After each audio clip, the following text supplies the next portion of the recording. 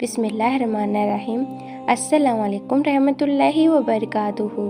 मेरे प्यारे नाज़रीन, एक ऐसी रात जिस रात के अंदर इंसानी ज़िंदगियों के बारे में बहुत ख़ास फैसले किए जाएंगे।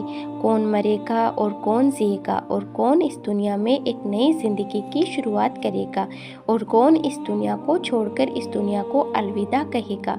कौन गरीब से अमीर बन जाएगा, और किसकी ज़िंदगी का बुरा वक्त शुरू होने वाला है, और किन लोगों के नाम मुर्दा लोगों की लिस्ट में लिख दिए जाएंगे।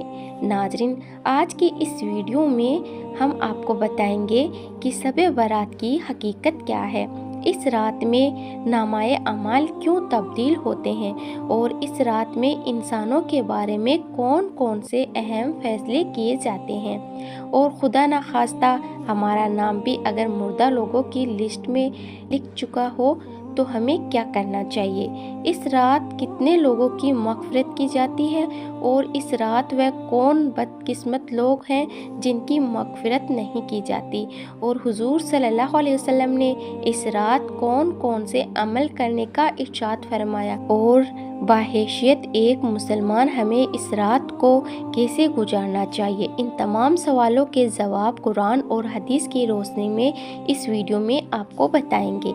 गुजारिश है कि इस वीडियो को एंड तक ज़रूर देखिएगा। नाज़रीन, माह शबान की 15वीं रात को शब-ए बारात कहा जाता है। शब के मायने रात और बारात के मायने बरी होने के हैं, क्योंकि इस रात मुसलमान तौबा करके गुनाहों से अलग हो जाते हैं और अल्लाह ताला की रहमत से बेशुमार मुसलमान जहन्नम से निजात पा जाते हैं। इसीलिए इस रात को शब-ए बारात कहते हैं। इस रात को लैलतुल मुबारका यानी बरकतों वाली रात और लैलतुल रहमता यानी रहमत नाजिल होने वाली रात भी कहा जाता है। कुरान मजीद में अल्लाह इरशाद फरमाता है, कसम है उस रोशन किताब की, बेशक हमने इसे बरकत वाली रात में उतारा, बेशक हम डर सुनाने वाले हैं। इसमें बांट दिया जाता है हर हिकमत वाला काम। हज़रत अतार बिन असार रज़ी अल्लाह ताला अन्हु फरमाते हैं, शबान की 15वीं रात में अल्लाह ताला मलकुल मौत को हुक्म फरमाता है कि जिन जिन लोगों के नाम इसमें लिख दिए हैं उनकी रूहों को आइंदा साल मुकर्रर वक्त में कब्ज़ करना।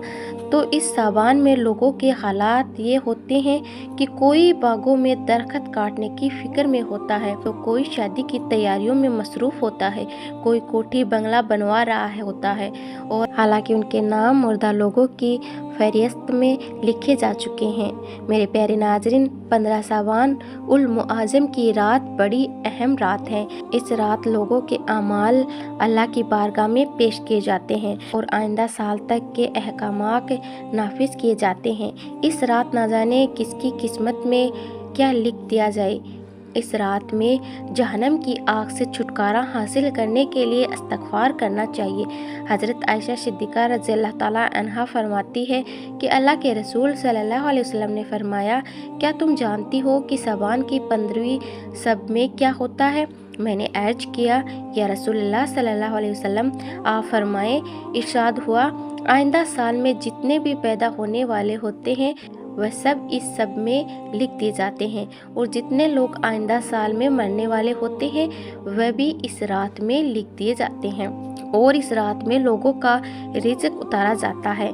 मेरे नाज़रीन, इस रात में लोगों की ज़िंदगी और मौत का फैसला हो चुका होता है, जबकि लोगों के हालात ये होते हैं कि वह अपनी दुनिया में ही मगन होते हैं। कोई अपना बैंक बैलेंस बढ़ाने की फ़िक्र में होता है, तो कोई अपना महल बनवाने की चाहत में होता है, तो कोई अपनी शादी की तैयारी में लगा होता है, जबकि वे ये नहीं जानते कि उनका नाम मुर्दा लोगों की लिस्ट में लिखा जा चुका है।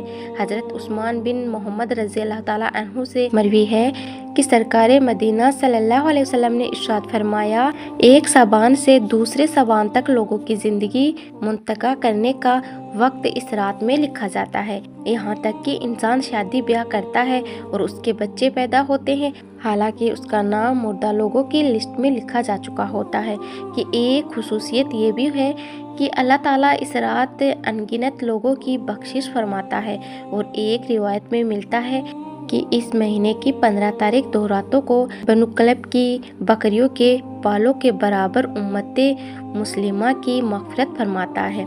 حضرت عائشہ صدیقہ رضی اللہ تعالیٰ عنہا فرماتی ہے کہ ایک رات میں نے حضور صلی اللہ علیہ وسلم کو اپنے پاس نہ پایا تو میں آپ صلی اللہ علیہ وسلم کی تلاش میں نکلی۔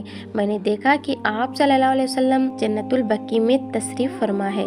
آپ صلی اللہ علیہ وسلم نے فرمایا، کیا تمہیں یہ خوف ہے کہ اللہ تعالیٰ اور اس کے رسول صلی اللہ علیہ وسلم تمہارے ساتھ زیادتی کریں گے؟ میں نے عرض کیا، یا رسول اللہ صلی اللہ علیہ وسلم، مجھے یہ خیال ہوا کہ شاید آپ صلی اللہ علیہ وسلم کسی دوسری اہلیہ کے پاس تشریف لے گئے ہیں۔ صلی اللہ علیہ وسلم نے فرمایا، بے شک اللہ تعالیٰ سبان کی 15ویں سب آسمانوں دنیا پر اپنی شان کے مطابق جلوہ گر ہوتا ہے اور قبیلہ بنو کلب کی بکریوں کے بالوں سے زیادہ لوگوں کی مغفرت فرما آتا ہے۔